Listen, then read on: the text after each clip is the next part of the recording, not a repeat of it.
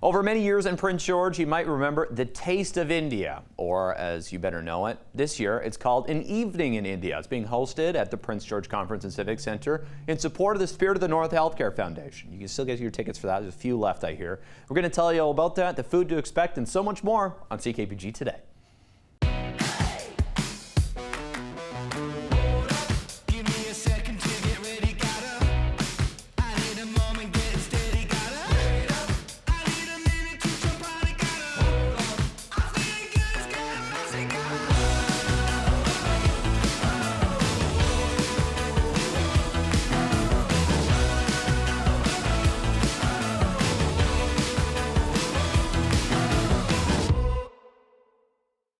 Lots of excitement in the air at the Prince George Conference and Civic Centre. Why? Because An Evening in India is coming up here in support of the Spirit of the North Healthcare Foundation. Got great outfits, they got great food, they got a lot to talk about. We're going to show you all of it inside the kitchen today. That's where we start. As you can see, the stove is on back here in the Civic Centre kitchen, and we got a chef with us as well. How's it going today? Good, how are you? Good, good. It's exciting to make this kind of stuff, Yeah, eh? so we got over here today the chicken malai methi, right? It's a Mughlai dish from northern India, little central dish, and then it's heavily influenced from that part of like Middle East to the India, and then it has richness like with the cashew nuts, cream, some Indian methi, which is fenugreek leaves we use. So that's basically the thing, and then we have this nice marinated chicken. It's a chicken breast we're using today. It's like marinated overnight and then cooked off in the oven for us. Traditionally, it will get cooked off in an oven on a skewer to get that nice, good cold smoke, smokiness. But we do it in an oven, but we do smoke it with the coal in here. Just little.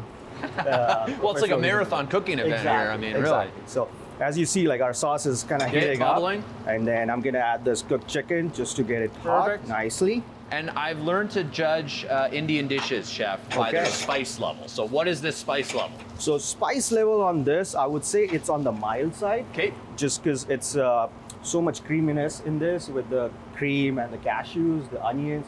This is not like based on like a chili powder. Okay. And all these things. This is more so over on the brown side. Gotcha.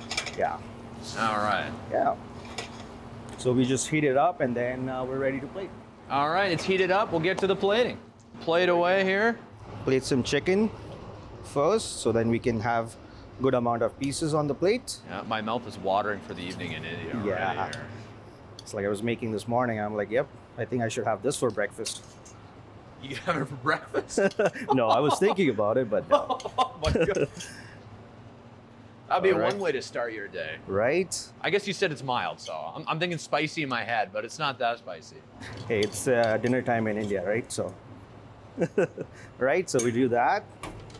And then why don't you just pick the cilantro? Perfect. The cilantro, that's this, right? A little, yeah. I'm not good with identifying things, but as I've learned, chef, these Indian dishes are made or broken by what's on top. Is that true? That's true. Okay, so we'll just add a little couple sprigs on there. Okay, couple. So, that's way too just much. A couple sprigs, right? And then one more. Yeah. Good luck. And then we're gonna use this garnish. This is basically dried fenugreek leaves, kind of tempered with some chili and some ghee and a little bit of oil in it. So we just kind of spread on top of that. Okay. Do you want the big chunks or just the little ones? Little chunks is good, and then a little bit of that oil from that tempering, and that one chili will be nice on top.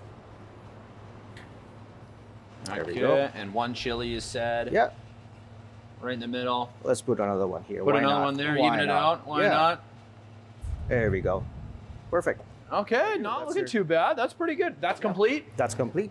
Okay. And then what is the proper name for this again? Say it again. This is malai methi chicken. Malai methi chicken. Malai means creamy. Okay. And then methi is the fenugreek leaves, which is added in the sauce, and then the chicken is chicken. As you can see, the table is set and things are getting underway here. Very exciting because Evening in India is coming up here at the Prince George Conference Civic Centre in support of Spirit of the North. Yes. Amy, how excited are you? So excited. This is a new event for Spirit of the North. We're really excited supporting cardiac care. It's going to be a really great event. Full of great outfits as well, as you can see. Beautiful outfits. Shout outs to Tinder and Suki for hooking me up here. I know they're excited for the event as well, but talk to me a little bit about like the variety and what people can expect. They can expect an evening that is over the top. So we've got this incredible menu and that will delight everybody. Then we've got some surprise entertainment coming. We've also got Delhi to Dublin playing, which is so exciting. So guys it's going to be a great event. Delhi to Dublin, all I remember, Amy, is they were at the Canada Winter Games way back when, and it was so much fun. Right? That's where I remember them from. And so looking at bringing them back for this event, we were like, if we're going to do this event, we've got to have Delhi to Dublin play. And we were able to secure the date with them. And so we thought, okay, let's roll with this. And we're super excited. I'd be remiss if I didn't ask about cardiac care, because this is where the money is going. And you guys got a lot going on. There's a lot happening in terms of cardiac care. Walk me through a little bit about the funds, maybe more specifically where they're going. Do you know? So one of the biggest challenges, and we've said this for years, is stronger cardiac care for Northern BC. So all of the funds that we raise with an evening in India will go direct to cardiac care in Northern BC. Wow. So looking at bringing stronger equipment to the north, we've recently opened the cardiac care unit, which is the first of its kind at UHNBC. Now we're looking at enhancing that unit. And of course, we've got our long-term goals set on interventional cardiac care for the north.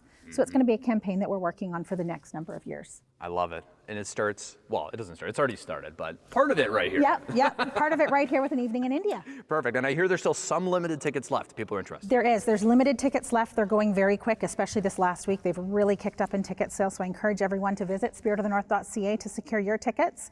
And we'll see you Saturday night for an epic event. It's going to be epic. I heard that, the tickets are selling like the spice is picking up. Yes, they are. Thanks, Amy. Thanks so much.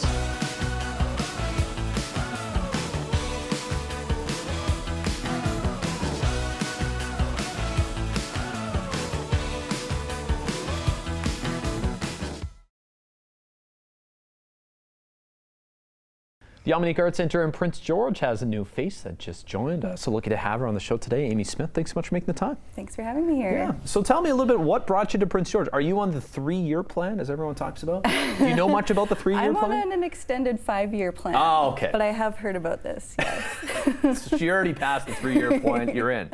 Yeah. No, so I moved up north about 1.5 years ago, actually, and from Victoria. So I've just found in Prince George there's such an amazing art scene here that I'm really excited to learn more about. Such amazing musicians and artists, and really great just community between everyone. So it's really exciting to me. That's super cool. Yourself, do you do art, musician? Yeah, I'm an artist. I worked at an art museum before in Victoria too, so I do like printmaking, and I'm also a musician. I play the bass. Oh, you play the bass? Yeah. Okay. Have been since a kid, playing the bass? Since a teenager, yeah. Since a teenager. Yeah. Okay. And what made you start? You just kind of thought music, yeah? Well, I think I wanted to be in a band, but the guitar seemed too hard, so I decided the bass would be a better fit. Yeah, fair enough, yeah. Not the best strategy, but it was a good choice. Well, the closest I've got to that is playing Guitar Hero a few times, and usually the bass is a little less pressure, but yeah, fair enough. But talk to me about the Omineca Arts Centre job here you got. Congratulations on that. Thank you so much. How excited are you for that, and what do you look forward to ahead there? Yeah, I'm super excited. So the Omineca was one of the first organizations that I kind of found out about when I moved up north. And I just thought they have such a great mission and such a great just vision of bringing artists together, and I love their kind of multimedia approach. I love that they do live music, I love that they have artists in residence, and they're just kind of open to any idea. It's so cool. So I'm really excited to be a part of that. I love being a part of those kind of creative processes and problem solving, and just thinking like, okay, you have this amazing idea, let's figure out how we can make it work. And you've been on the job since early February, right? Yes, exactly. Yep. Early February. Yep. And have you been, is it trial by fire a little bit? A little bit, yeah. Because you're saying, the artist community, I mean, people don't think of Prince George as a hub for arts and entertainment, but I mean, it is, hey, I guess. It is, it totally is, yeah. Interesting. As far as like things that you're planning at the Omineca, you don't have to need to open Pandora's box if you don't want to, but what are some things as the executive director that you're looking forward to kind of leaving your legacy, kind of you're putting your mark on? Yeah, well, there's a few exciting things. I know one of the things that the board really wants to bring back is the coffee house open mics on Sundays. I've heard that this was a really popular program, and it sounds awesome, so that's going to be one of the first goals there, is bringing that back. People in this town love coffee. Yeah. Not sure why. We may have something to do with it. Yeah. And I think just establishing some more of our own programming, some more consistent programming, workshops, that are offered for free or at a low rate. Yeah, just doing kind of more of our consistent own Omineca style workshops. Yeah. Okay. Outside of the art scene now, what are some of your hobbies? What are things you do? You're just saying you got your first mountain bike, I hear. Yeah, I just got my first mountain bike. So is that like a hobby kind of soon to be? Soon to be, yeah. I'm gonna learn the ropes there for sure. Besides that, I just I love checking out kind of what's going on. I'm also a coffee person. Okay, so are you? I've been How do you checking take yours? I like either just drip coffee with some oat milk or oat milk latte. Okay. So I'm checking out kind of the local coffee shops. Yeah. Shout out Open Door Cafe. Yes. Yeah, so what else? Just like socializing, getting to know the scene, going to shows. I went to Cold Snap last week. That was awesome. Such a great festival. Yeah. Awesome. Well, yeah, thanks for your time today coming on here. It's good to meet you and chat a little bit about the future of the Omineca Arts Centre. Of course, you're new to town here as well. Well, I guess, yeah, new to town, been in the area for a little bit. Yeah. But yeah, I appreciate you making the time to chat. And I'm looking forward to seeing what passion and projects you bring to Omineca. Yeah, great. Thank you so much. Thanks so much, Amy. Miss an episode? That's okay, life gets busy. We get it. Or maybe you didn't miss anything, but you're here to watch that one feature again because honestly, it was that good. No judgment. Here's the good news. You can relive every moment of the CKPG Today Show whenever you want. Head over to ckpgtoday.ca, click on the Today Show tab, and voila. So grab some snacks, kick back, and binge away because let's face it, life's too short to miss out on great local TV.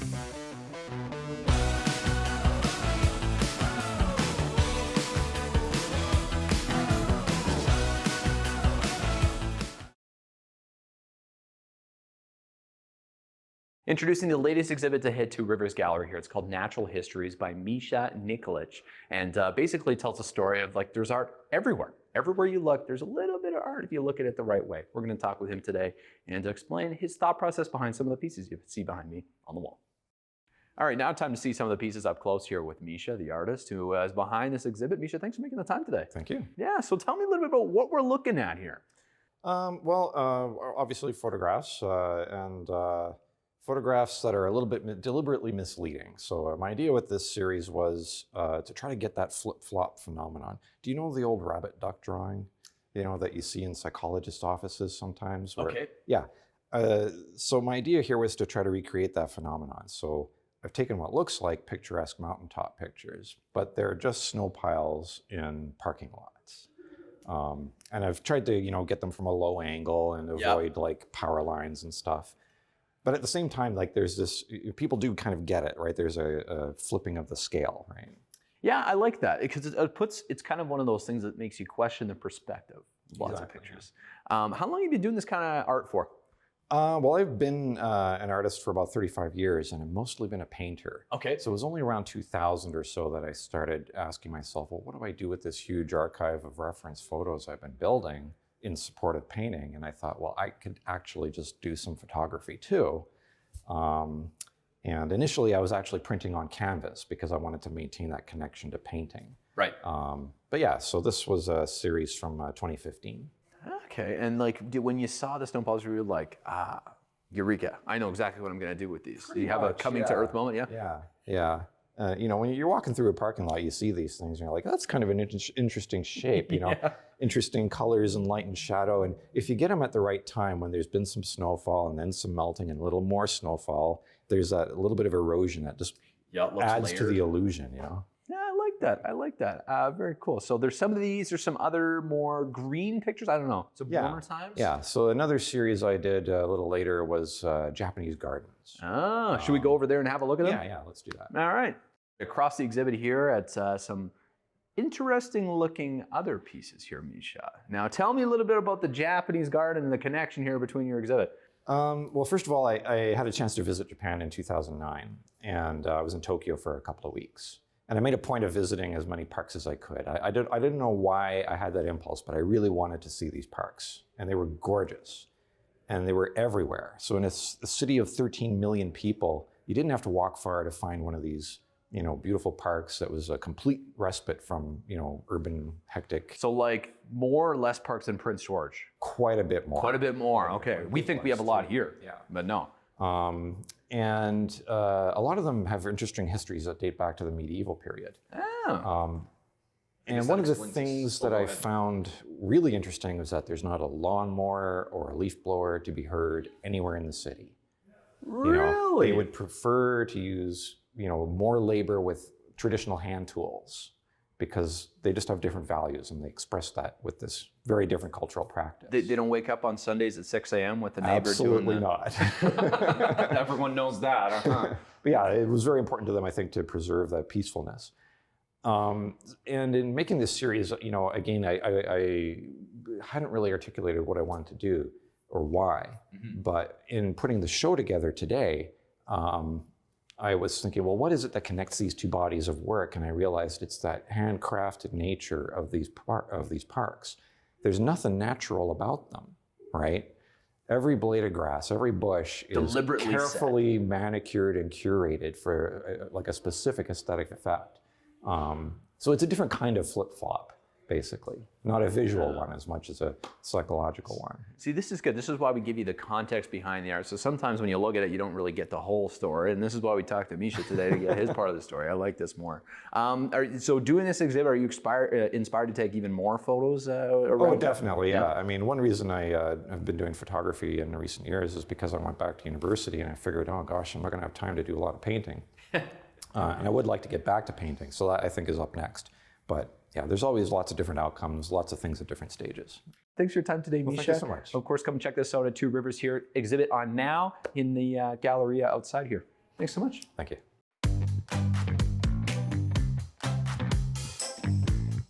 Time for our CKPG snapshot. Head outside for Alan Lansing's photo today. This one will make you go quackers. It's a pair of ducks at Cottonwood Island Park in Prince George. You can see there's a big one and a small one. I'm gonna go on a limb here and say this is a nice, lovely couple. They just finished celebrating Valentine's Day, had a lovely dinner, and now they're on the hunt for what next. Not great photo. I just made that story up. But thanks so much, Alan, for sending that one in.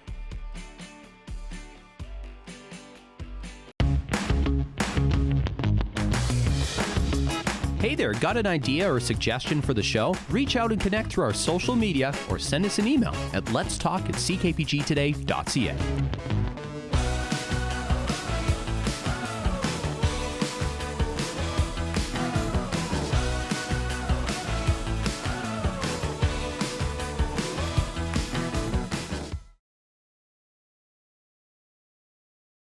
Where's Waldo? An iconic comic from back in the day. Often you have to find Waldo in the crowd, right? That's how the game works. Well, what if I told you there was an ice fishing derby in Prince George, or at least a picture from the sky makes it look like, well, a Where's Waldo comic? I'll let you take a look today in local history at just that.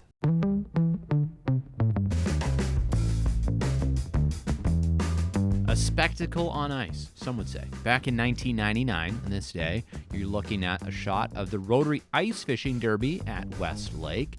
This was, of course, an annual tradition for years in Prince George. Bruce Morris won the top prize in 1999, a fish that weighed over 1,000 grams, roughly 3 pounds if you're doing the math, okay? That is a rather large trophy fish, far bigger than the second place, and I'm not surprised. That's a big fish. Very cool spectacle. This picture also a good Where's Waldo kind of guessing game as well. How many people can you count? Right? I think it is the Where's Waldo thing, okay? I don't know. It's a cool photo, a cool moment, ice fishing derbies. I still can't believe that a guy caught a fish that was 5 pounds at a West Lake. Now that sounds like a fishing story if I've ever heard one. But anyways, thanks so much for watching today, and we'll see you for more great stuff on the show tomorrow.